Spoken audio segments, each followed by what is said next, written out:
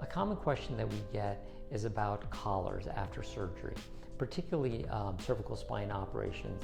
There's basically two types of collars that we use: soft cervical collars and hard collars. Soft cervical collars people have seen very commonly. It's like a soft, spongy foam that wraps around the neck and velcros in the back of the neck. There are varying sizes and depths. What's most important about a soft cervical collar is that it fits comfortably. The purpose of a soft cervical collar is just so that the person who's wearing it, the patient, has a comfortable place to rest their chin and their face. And secondly, to remind them that they recently had surgery and not to be moving their neck around too much so as to protect the incision and also the work that was done inside. So a soft cervical collar can often be worn all the time.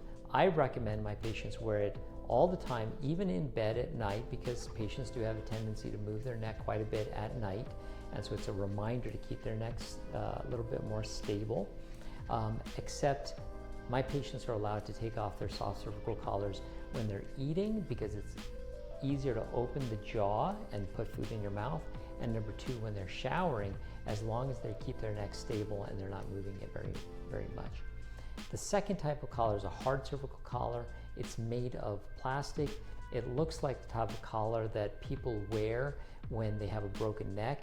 It's meant to be very rigid and keep the positioning of the neck very stable so that it prevents movement of the neck when the doctor doesn't want it.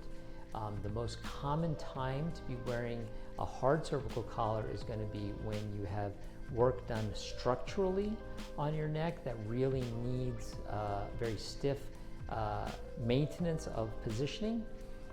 Different physicians use soft cervical collars and hard cervical collars differently.